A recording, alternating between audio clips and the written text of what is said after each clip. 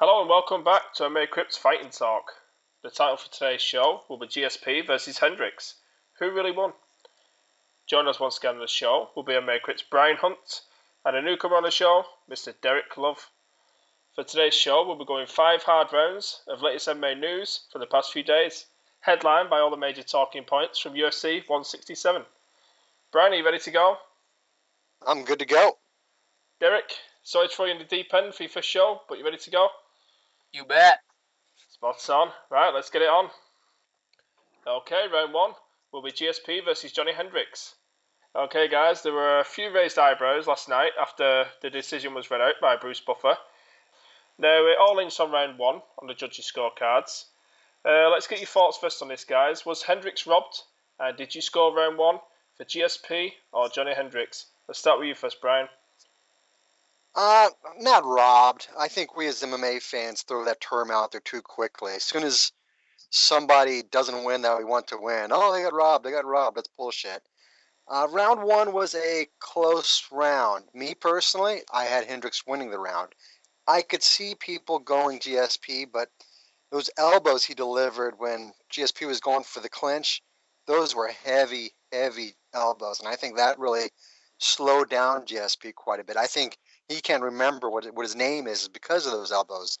That right there won the round for me, but it was a close round. So, and that's the round that decided everything.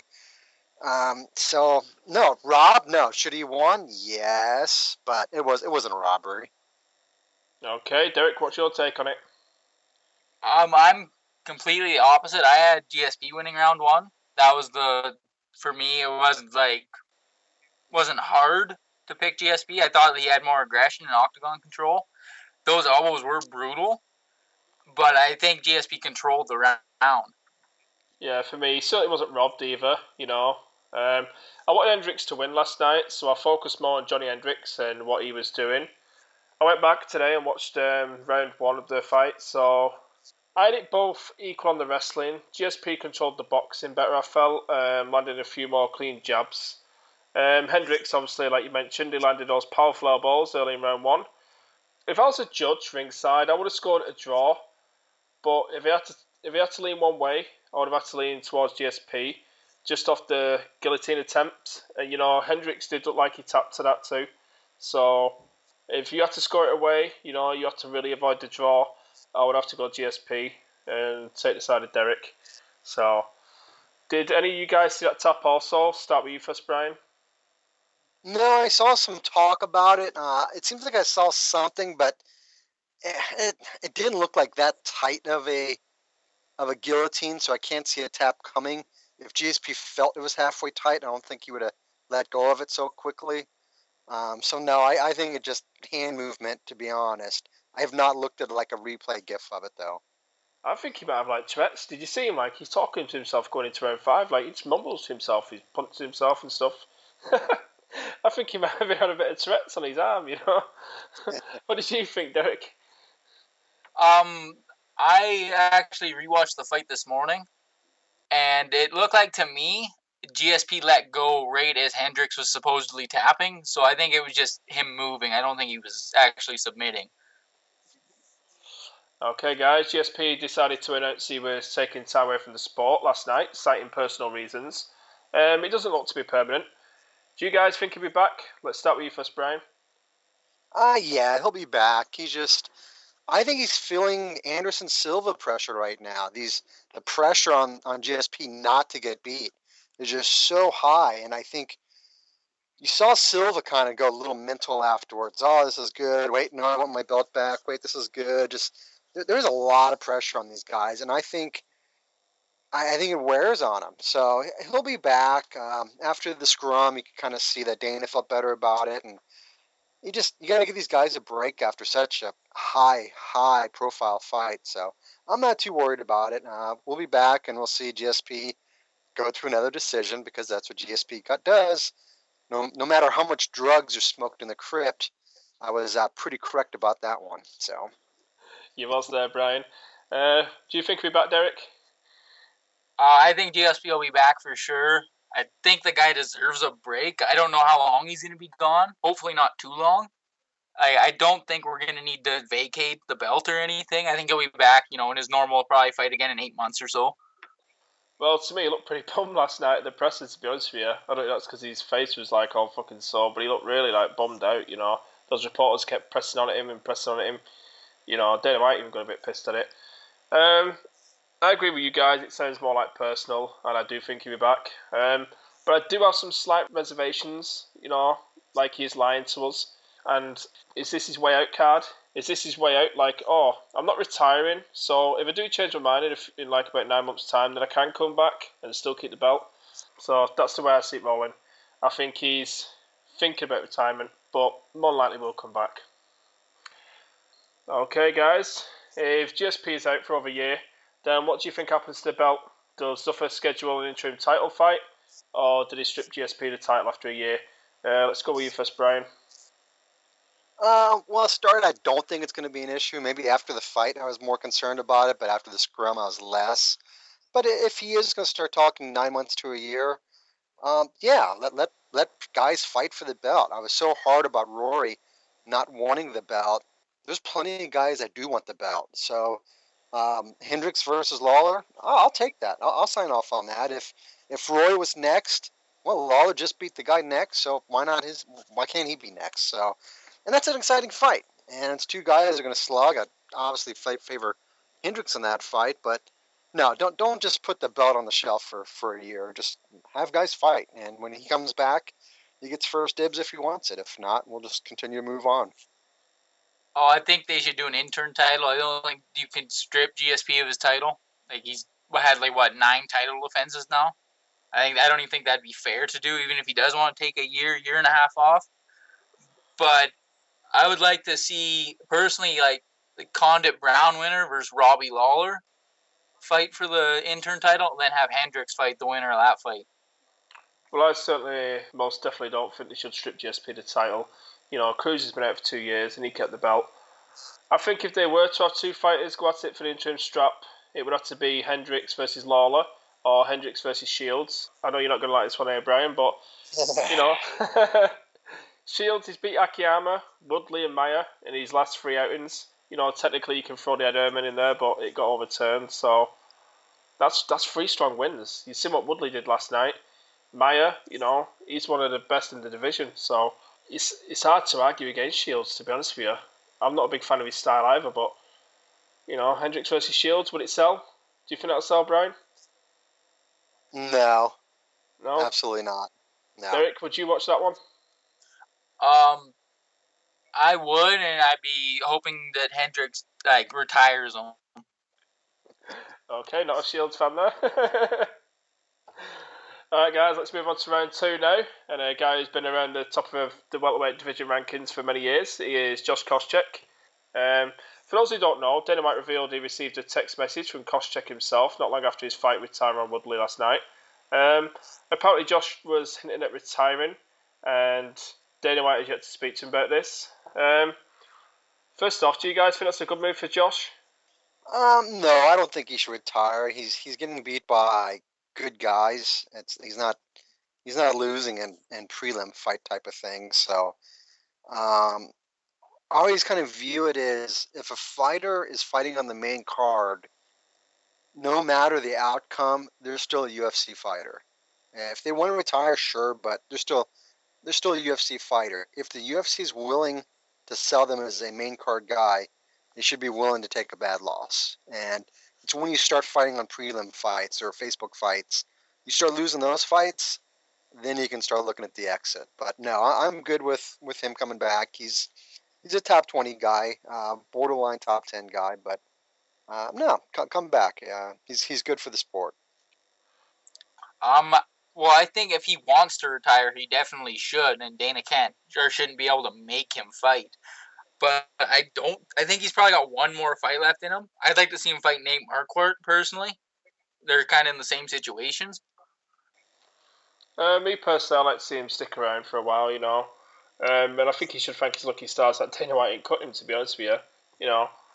He has had three tough fights in Hendricks, Lawler, and Woodley, so I think UFC should form a bond too, I like to see him in Matt Brown, because Matt Brown's not the strongest wrestler, So it'll give me a fun fight in the stand-up aspect.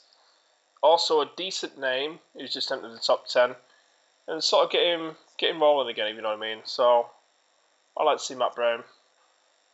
Now, we all know Koscheck started on Tough One as basically a wrestler and grew right on our TV screens with each performance in terms of skill, giving us many exciting fights and KOs on the way. Now, I want to get your favourite Koscheck fight here for a second, guys. The fight that really stood out for you. Let's go with you first, Derek. I actually really liked his fight against Mike Pierce. Why is that there, Derek? I actually didn't think he won that fight, but with how good I actually think Mike Pierce is, like with that, the Mike Pierce fight and the Johny Hendricks fight, Josh Koscheck showed then he could still go to like a high level. And both those fights, a lot of people thought he beat Johny Hendricks. I remember that fight. That was a pretty close fight, that. Very grueling. Brian, what do you think? Well, it's more of a negative remembrance when he beat Hazlitt. I was a huge Dustin Hazlitt fan when he was coming up and had high hopes from him. But then Koscheck got a hold of him and kind of exposed him pretty badly. And then we went back and beat Chris Lytle, which also kind of hurt. So I don't have many positive rememberings of him. It's more him beating guys I liked, and that demolishing of Matt Hughes was kind of sad to see. I wasn't a huge Matt Hughes fan, but seeing him just get destroyed like that, I should have loved Koscheck for it, but it just didn't work that way for me. Diego Sanchez fight, UFC 69. You know, that one really sticks out for me. If you're looking on terms of Diego Sanchez and where he was in his career at that time, that has to be the best Diego Sanchez of all. You know, he's really steamrolling through guys, and Koscheck came along and handed him his first loss. And in the process, he propelled himself into the mix as well. So, without a doubt, it has to be that fight for me. So, okay, guys, moving on to round 3. The topic for this round will be fighter and not so fighter of the night. The title pretty much says it all there, but I'll explain a little more. I'll be asking you for your fighter of the night for UFC 167 and your not so fighter of the night. Basically, who you felt did shit and underachieved at UFC 167. Let's start things out with you first, Brian, and your fighter of the night. I gotta go with Robbie. Both Cerrone and Story had great fights and looked great, but Robbie, not a whole lot of people gave Robbie much of a chance. Besides a puncher's chance, I don't think anybody would have said Robbie was going to win a decision in that fight, and so he's my top guy there. He's definitely, I was the most impressed with Robbie Lawler. Derek, who was your fighter of the night? I'm actually gonna say Johny Hendricks. Any reasons for that there, Derek? He gave GSP his closest fight ever, and I don't think anyone thought if that fight went to a decision it was going to be that close. I thought if it was a decision, GSP won 3 rounds easy, it would be an absolute GSP won, but it went to a decision and most people thought Hendricks should have won. So Hendricks is the fighter of the night for me. Well, mine's a little out there, probably not expected, but I have to go with Jason High. You know, such a high level wrestling from him, you know, early on in round 1.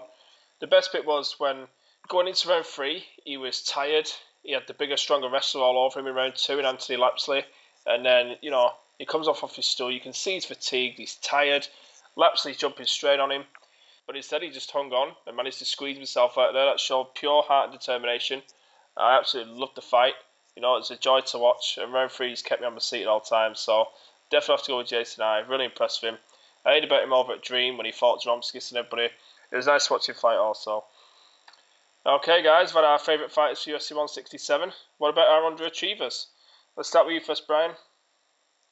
Chael Sonnen looked bad. He didn't look good at weigh-ins. Didn't look good in the fight. Just blah. It was a bad fight. It was a bad scheduled fight, and it's going into just a bad scheduled second fight with Andy. It's not. Just kind of blah, but I think Dunham gets an honorable mention also. He's just kind of had a bad streak since Shirk. This guy, they were ready to give him the belt, and kind of close fight with Shirk, and he just never regained himself. So I'm kind of disappointed in the showing of both of those guys. Derek, who was your not so fight of the night? Rory McDonald, biggest favorite on the card, and he pretty much gets whooped. To me, that really sucks for him. if you're that big of a favorite, like people thought he would probably walk through Robbie Lawler and finish him, and then Robbie beats him by decision. He reminds me of somebody at Thunderbirds. You know what I mean? He walks really funny. He's like very stiff, like you know.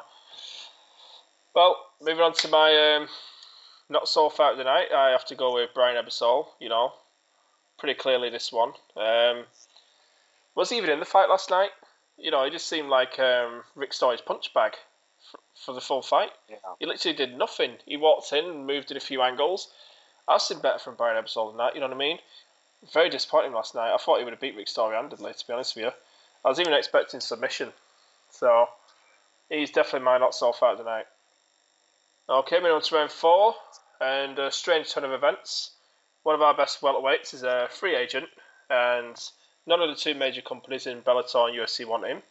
Now we hear Bjorn Rebney come out and say UFC can have him if they put Askren in a title fight. Bellator and UFC both slammed each other recently for not being interested in Askren now. Bellator do have the matching clause in the contract. So is Bellator playing games with the UFC here, Brian?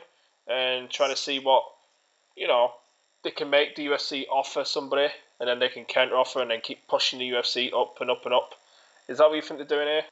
No. I think it's just smart business, and it's you want to have the option to match, and I'm not even sure if they have the option to match with Askren. I think Askren's a full free agent now, but I don't think so.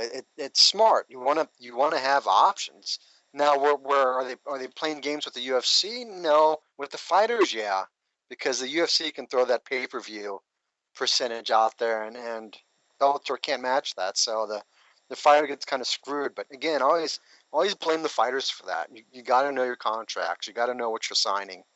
That's your signature on it, so you should be responsible for that. Derek, what's your take on it? Do you think Bellator are playing games with the UFC? I don't. As far as I understood, I thought Ben Askren was a full free agent too. I thought that Bourne completely waived his matching clause. I think Bourne Rebney is trying to get rid of Ben Askren.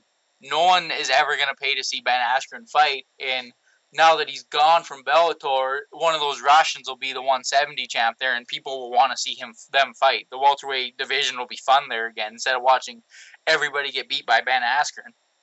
No, the UFC recently came out and said they are not interested in Askren. What's your take on this first, Brian? Stupid. I don't want to watch the guy fight, but the UFC is all about having the top guys, and he's a top guy. Boring, yes. Melatonin type boring, yeah. He's not fun to watch. He's good though, but it just makes Dana look like a douche again. He makes the comment of, well, he barely beat Jay Heron. Well, the UFC signed Jay, and he fought a couple times in the UFC. So if you're willing to sign Jay, why not beat the guy that barely beat Jay? So they look silly, and Dana gets his personal panties in a bunch sometimes and makes dumbass statements where he looks foolish, and this is one of those. Again, we've tried negotiating with him, and he wants more than we feel he's worth. Absolutely, I'll buy that. I'll agree with that. I mean, I don't know what the market value for Ben Askren is, but it's not going to be high. I mean, you got Derek over here. He watches every damn fight there is. He doesn't want to watch the guy. So there isn't a whole lot of value for the guy. But the UFC needs to say that.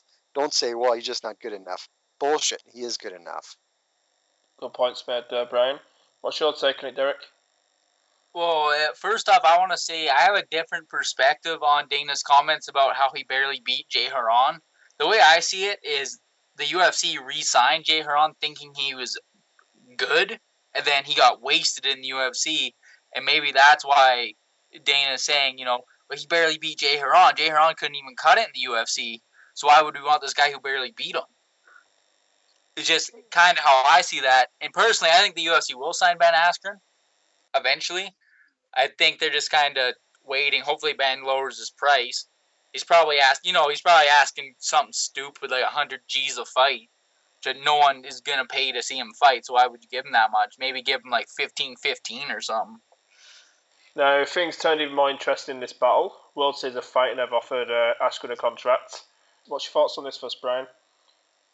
I think Ben just needs to be patient because I actually agree with you guys that the UFC they're negotiating through the media right now, and he needs to be patient and see what the UFC actually offers him, see what his value is there. And if he does sign a WSOF contract, he needs to be smart and make sure what the contract says. Make it a short contract. Make it an easy out contract. No more than maybe 2 fights, and it's the fighter's option of a third fight. But I don't know where he's going to prove himself over there to look any better. He's going to lay on guys for another 15, 30 minutes, and then the UFC still won't think he's very marketable. So if he's asking too much, that's on Ben. If it's a personal thing, Danny's just being a dick. Like I'd like to know what like the UFC offered him, what like all these companies like how much they're offering him. Because obviously you want to go to the highest bidder. If World Series of Fighting is going to pay more, you should go there. Go dominate Fitch. Go dominate Josh Berkman. Go dominate Steve Carl, and just say like I am the best like free agent there is. Now the UFC has to sign me. But like Brian said, he's got to make sure he's smart with the contract he signs. He doesn't want to get stuck in World Series of Fighting. Yeah, I'm shocked that World Series of Fighting have actually got into this ugly battle, to be honest with you. I really don't think Bellator will allow this to happen either. You know, I don't think they'll allow World Series of Fighting to basically enter the race between them and UFC. Do you know what I mean? Obviously, they're pipping on the UFC's heels. They're not going to want to invite World Series of Fighting over too. Plus, World Series of Fighting, if you're looking at bank accounts, they probably have the smallest bank accounts. So when it comes to negotiations and who can offer more, they're clearly last. And yeah, Bellator not going to allow it to happen. Moving on to the fifth and final round, Quentin Jackson wins his Bellator debut. Now, there were talks of an early stoppage in this bout. Let's get your take on it first, Derek. The way I remember it, I didn't think it was an early stoppage, but like Joey Beltran of all people can take an absolute shit kicking. So maybe the ref should have let it go a little longer, just knowing that Beltran's an animal. Brian, what's your take on the early stoppage? Was it one? If it happened with a minute left in the round, maybe not. But there was a second left in the round. And my biggest issue is the ref never saw the eyes of Joey. Joey had his head down, and he only took one punch undefended. And there was a second left in the round. I mean, as he was waving him off, the ding of the round ends. So it was a completely horrible, bad stoppage. It wasn't necessary. You never saw the eyes. When the guy can see the eyes and the eyes are rolled back, boom, fight's over. You can't tell if his eyes were rolled back, so you gotta at least try to let him answer the bell for the next round.